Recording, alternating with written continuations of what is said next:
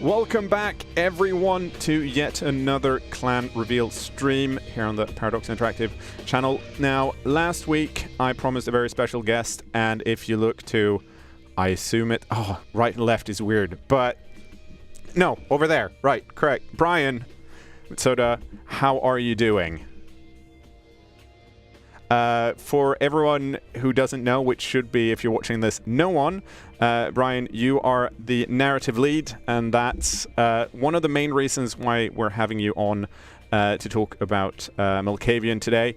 The Malkavian clan being the fifth and final clan that we're revealing that will be in the base game as a playable clan. But as we say that, of course, Seattle does have some other clan NPCs that you might run into. We're not going to mention any of them right now. We might in the future, but it's not not on this stream. And I'm going to ramble on for a bit, mainly because, of course, as you can probably notice, both me and Brian were on a video call. Brian, you're in Seattle, I'm in Stockholm. Would you agree with that? Yeah, I can confirm that I am in Seattle. Yeah. So you might have noticed that there's a slight delay, which means that there'll be slightly less, jovial back and forth and more trying to really hear what the other person is saying to make sure that we make sense. Sometimes the connection might be a bit bad, and we apologize for that. We're going to try and be as audible as possible. Now, as always, we start with the question. And the one we've gotten the most since we started these streams are when will we see gameplay? And I can give you a date. It's June 10th. I'm not going to give you anything more than that, but it's June 10th. Alex, how about we play the Malkavian video as a starter?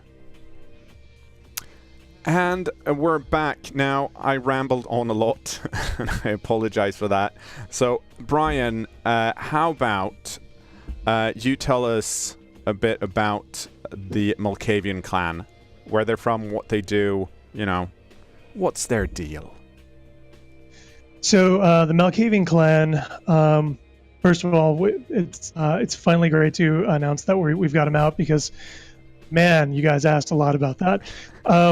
But yeah, the Malkavian clan, for those who have played the first game, they kind of know that the Malkavian clan experience is a lot different than the rest of the clans. The Malkavians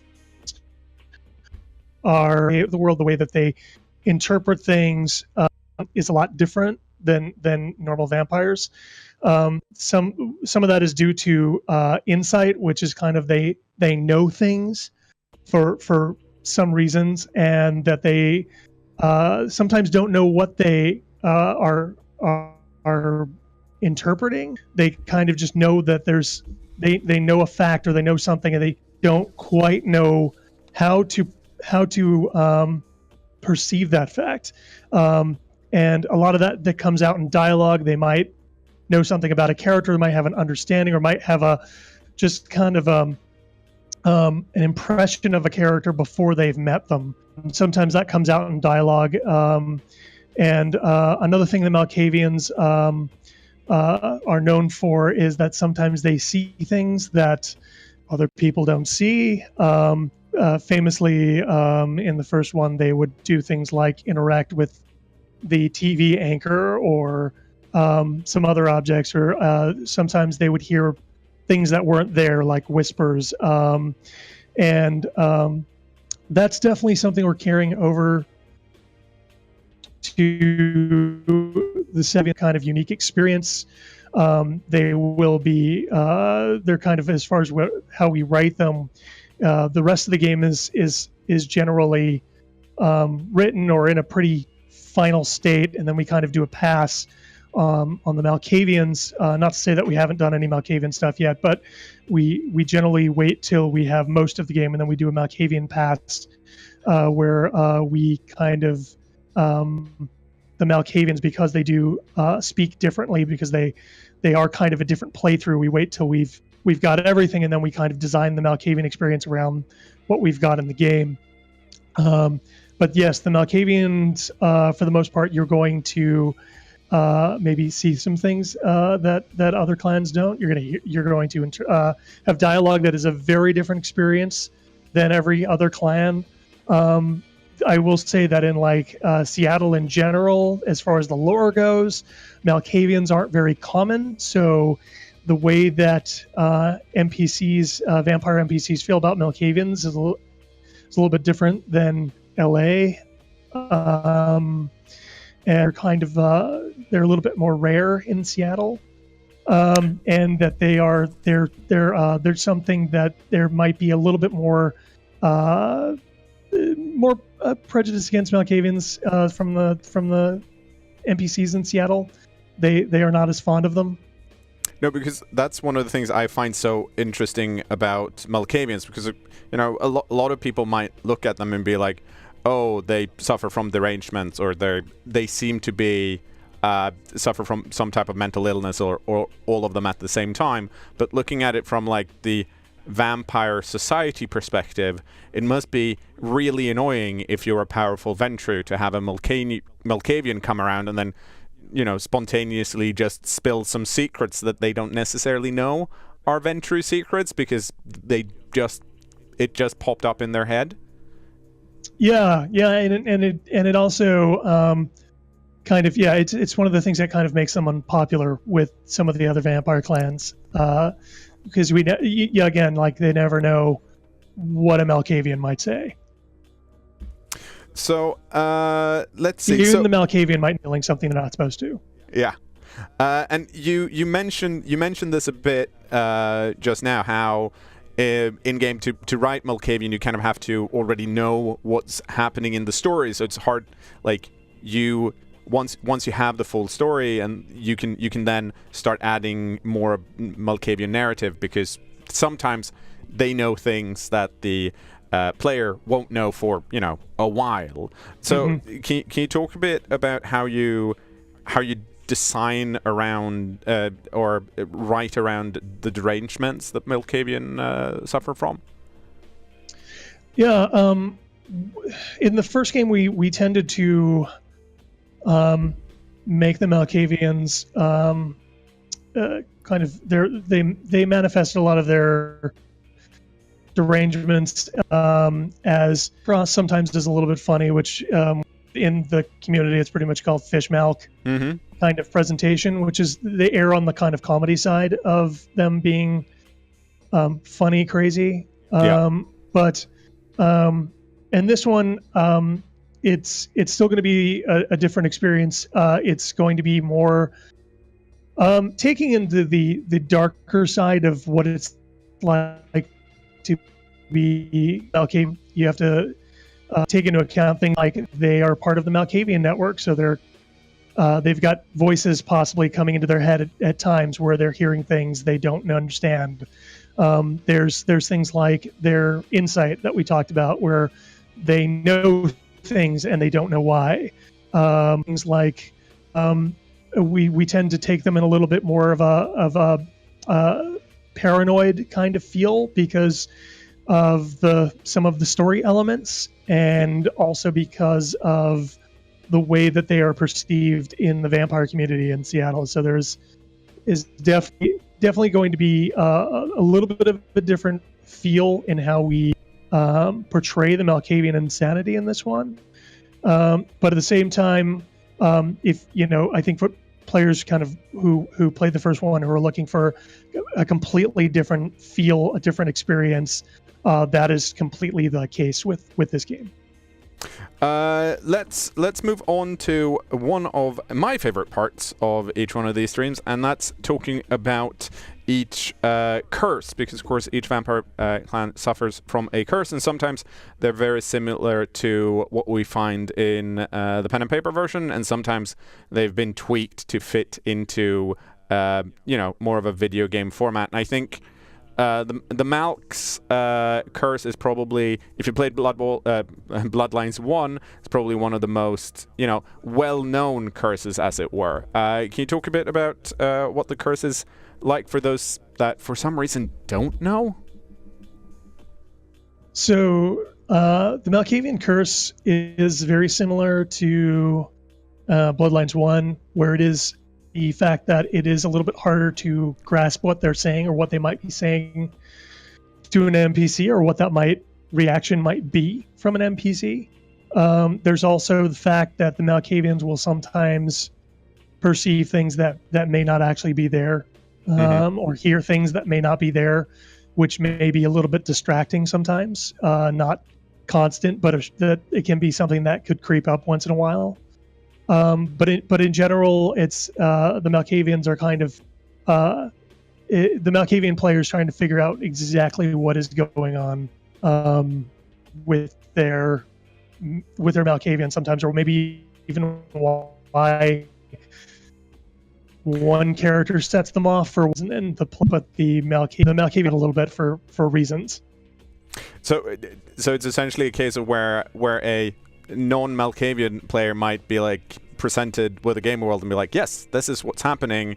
If you're the Malkavian player, you're not always necessarily trusting the inputs, as it were, visually or auditory, or kind of doubting what's actually going on, or being very secure and just realizing that the world is really, screwed up. Yeah.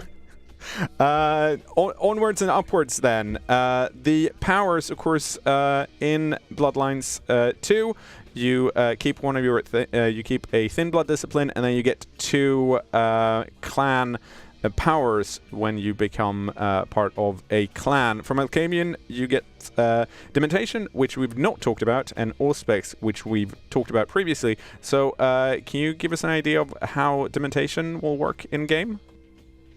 Sure. Dementation, in as far as like the discipline in a combat situation, Dementation is generally about chaos, making your enemies see things that aren't there,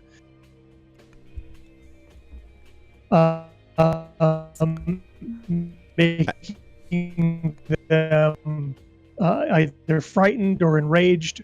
You're kind of using the Dementation for an effect that might be a little bit more random, but generally to make your enemies kind of damage kind of power. It's more about making the enemies do things that might make them see something that they are running from, or hitting, or they might see one of their allies as something that they're afraid of and attack it.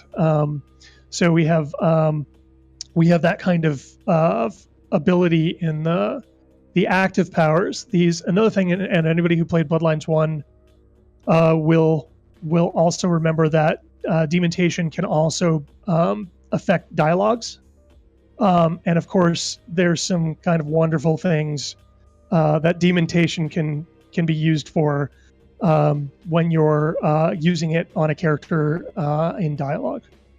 Yeah, and I think we unfortunately, some of our internet pipes got a bit clogged when you started talking, which I feel like partly added to the air of the Malkavian-ness of today's stream, but hopefully all of that made sense for you guys watching. I'm trying to keep a look on stream chat over here, but I also don't want to look away. Auspex, we've talked about previously, but it essentially helps you spot people hidden behind objects, reading moves of a crowd, that kind of sense. And once you put enough points into it, you might even be able to astrally project your consciousness to spy on your surroundings. The thing I find interesting is about both Dementation and Auspex in this game is that neither of these powers are essentially breaking of the masquerade. Which would, to me at least, means that it's kind of, Malkavians might seem crazy, but they're not necessarily the people that humans aren't necessarily going to think they're vampires, right? In the same way that, say, a frenzied Bruja might be like, oh shit, someone's going to eat my face. Yeah, it's not so much some of the more showy powers like, making someone vomit blood.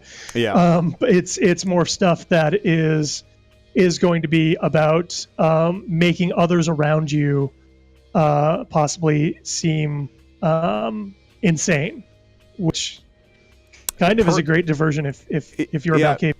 I was going to say perfect defense when someone's like, you seem fishy. Well, that person seems weirder than me, so look at that, and I'm going to sneak away.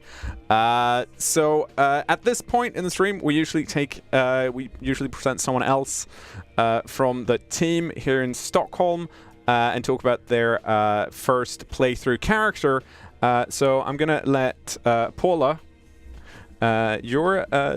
you need to put your headset on while I move slightly over here so that you can hear both me and Brian and actually talk to the stream. Yes. So hello. For most people watching, they don't know what you do. What do you do, Paula? So I'm the event manager. I project manage the tender ARG that led up to the announcement of the game, and organized the announcement event at GDC in San Francisco. And that was both the physical event and also the digital event that happens simultaneously. Yeah. So any type of Bloodlines 2 event that we might have in the future, you've probably had a hand in. Yes. And what we're planning right now, and you've already announced this. Oh yes. Well, I haven't talked about it, and it's good that you're here. Yes. So you can mention it again.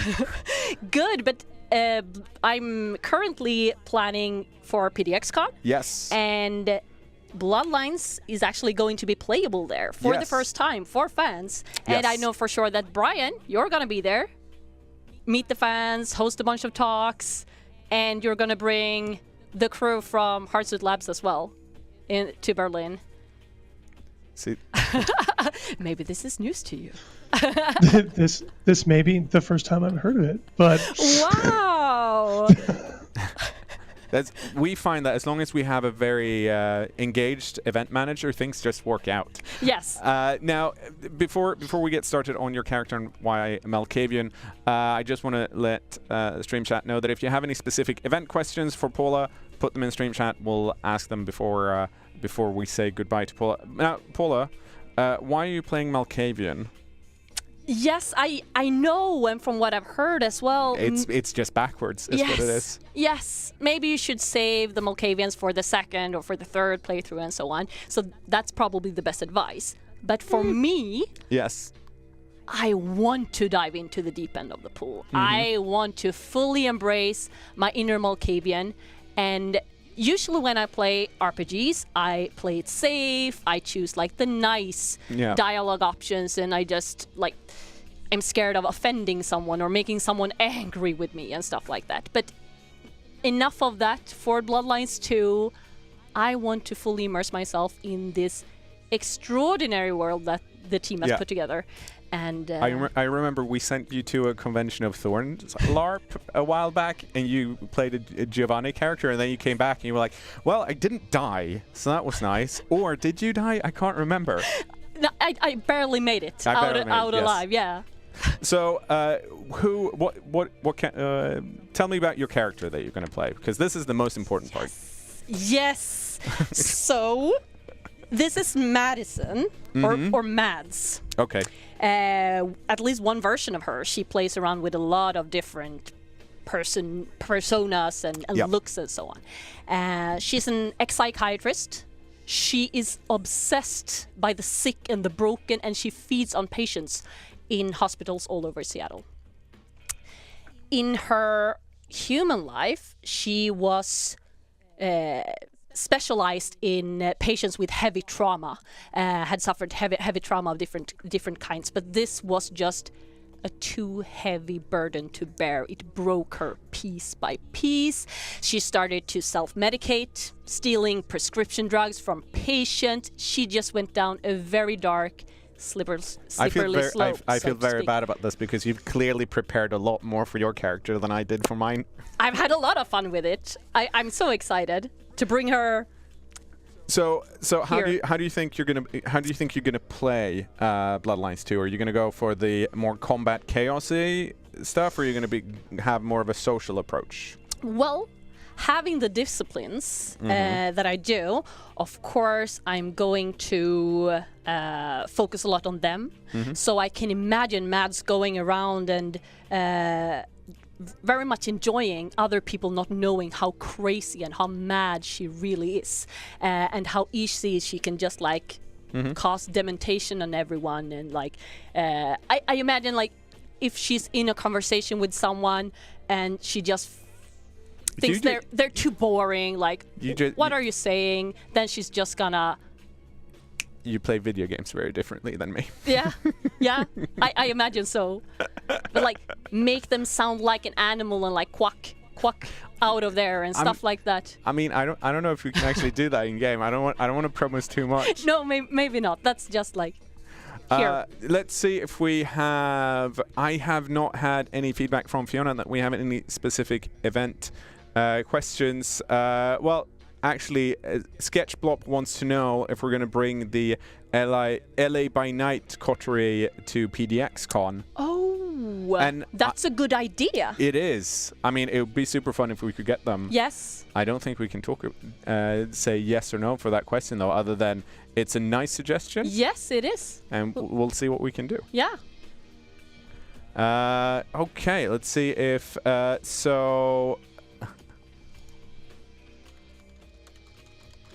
I'm talking to Fiona, and because I want more questions.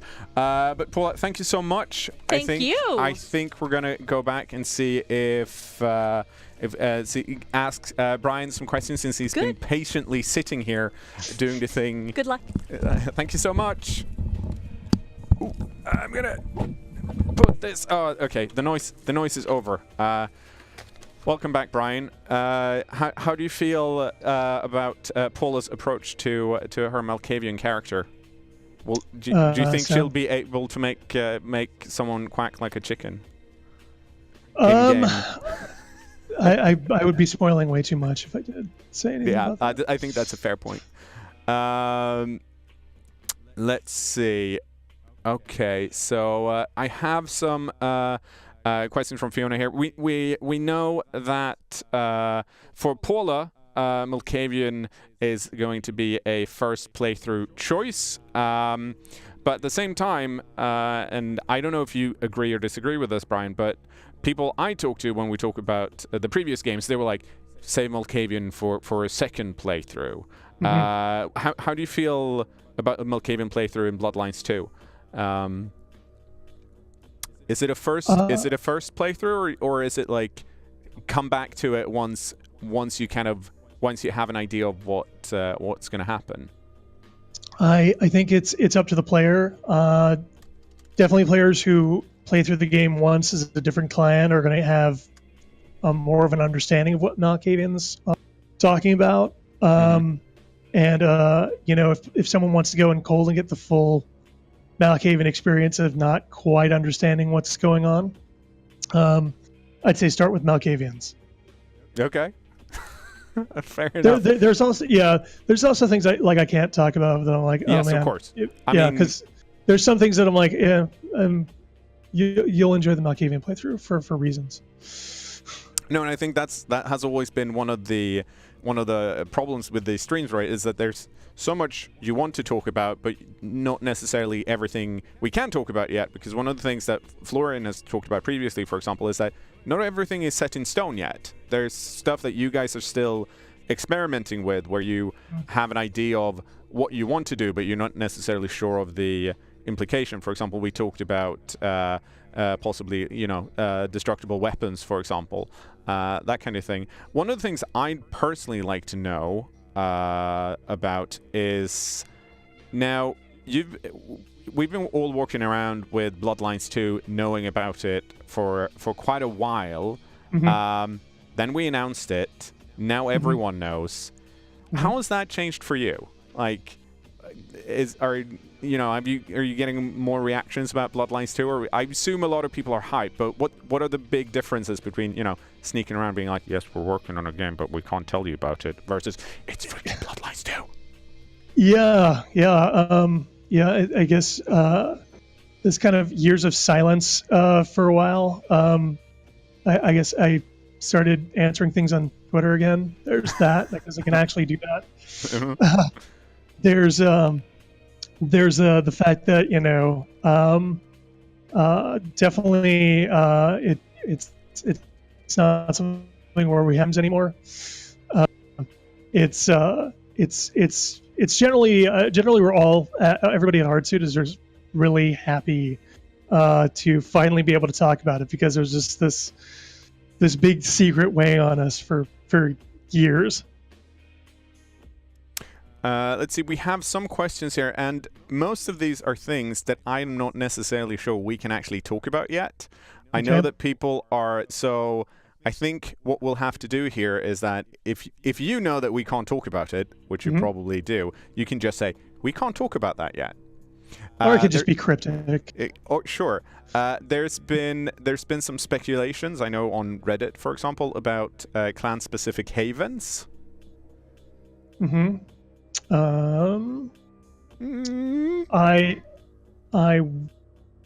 would. Okay. I won't answer that one. Yeah, that's fair. Let's not do that one. Yeah, exactly. And I feel like, unfortunately, and these are like, I want to answer all of this, but we have people that tell us what we can talk about for the things that we know, and also for the things that aren't necessarily set in stone yet. We have a question about the Tender app. Oh, and I see Paula, because she's still in the room here. She's been skulking around, and she's like very enticed. And I think the answer there is that we'd love to do more. We just don't know what we can do yet. I'm getting a nod from Paula.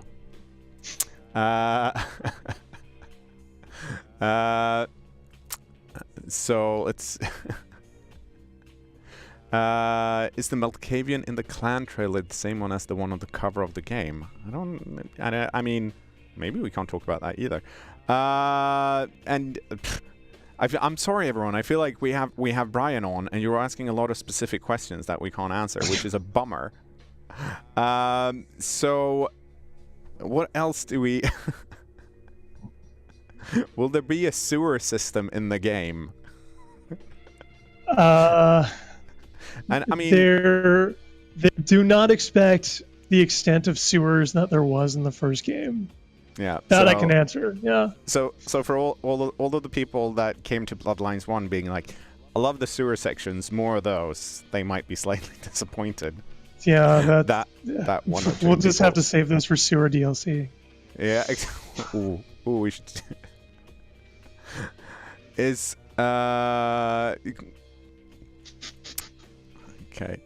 I then there's some speculation about you returning as a news anchor, because of course you were the news you were the voice on TV in the first game, and I think that's a, I don't know if do we want to say more than that's an interesting idea. I may have some acting credits in this one. That's all I'll say. And then I see that we have some questions about the Season of the Wolf expansion, and I think the official answer there is that it's too early to say much other than it's called the Season of the Wolf expansion. That would be my answer as well. And just a confirmation here, because I've seen a question from Fiona, is June 10th all you can say in regards to gameplay? And yes, I've been specifically told that is all I can say. So I mean, I'm gonna present this as an open question rather than so just a general question here, Brian. So this is not specifically towards Bloodlines 2, but there's a question about, would you be open to expansion set in a different time and place, like 1920s Chicago? And of course, this is not us promising anything. I just wanna hear your idea of, a different time and place. Absolutely. I can just say that for me, there would be a time and place that I would definitely do if I had the chance. Because that's also one of the things I love about Vampire in general, right? Is that while it's not timeless, you have a bunch of characters that just kind of static through time. Because 1920s Vampire versus hanging out in Seattle might very well be the same people that are there in 2010 and onwards, and not much have changed other than some might have consolidated more powers and others have not. Because it's not like Vampire Society, and I'm not sure if you agree with this, but it never really strikes me as the most fluid of societies. It's quite static in where people are. Yeah, generally it's, I mean, for vampires, it's trying to maintain power, and it's and generally if someone's really good at it, then nothing changes. So, but there are the occasional kind of vampire power struggles that end up with something going a different way. But yeah, I mean, you could have people or vampires in some cities that are in charge for over 100 years. We're getting some questions here about physical copies. I don't think we can talk about physical copies yet, for a multitude of reasons. And then I have not really my department either. No, I was going to say, like, that's probably something you want to keep from me and Florian or someone from the sales department, because they'll know a lot more. Will we get to choose natures and demeanors in character creation process? Now, natures and demeanors is something, of course, that's in the pen and paper RPG. And while this is a video game based on the same setting, they're not necessarily always the same. Do you have anything to say about that, Brian? We have talked a little bit about character creation. Probably the one of the biggest things that you can pick at character creation is your background, which is kind of like what you were in your human life. So, for example, what was your job? What was something that you were that defined you as a human? If that. I know. Let's see if hopefully we haven't lost Brian, because we got one of those internet tube things again. I do have one final question here, and like I said, I'm sorry we haven't been able to answer most of the stuff, but rest assured, we will tell you everything in time. The things we can tell you right now is that June 10th, it's happening, and once we're back on stream, which I don't have a date for yet, but rest assured there will be more streams going forward. You don't have to worry about that. We'll see what form and shape they'll take. Brian, to end with, because I think this is a very valid question, what clan would you pick for your first playthrough? What clan would I pick? I would pick of the clans that we have available. First run, I would probably do probably Toreador. Would say that's there are some clans that I really do I do like play or do like a lot that may not be in the original 5 clans that we've rolled out. So we'll see if we get to get to those at some point. Yeah, I mean, we'll get to those, but we won't be playing them on release day, as of course right. we will with the Toreador, because clearly I know that this is the Malkavian stream, but Toreador's officially best stream according best clan according to me and Brian, and I'm gonna take that as a win. Brian, thank you so much for being with us. Unfortunately, the internet tubes were a bit spotty, but hopefully most of that was clear to all of you, and I know there's a lot of questions we couldn't answer today. I'm terribly sorry about that. Rest assured, those and the questions have been noted and the answers will be given in time. Brian, thanks so much for joining us and getting up early. Not a problem. And thank you guys for watching. See you next time and hopefully you'll be watching on June 10th. Goodbye.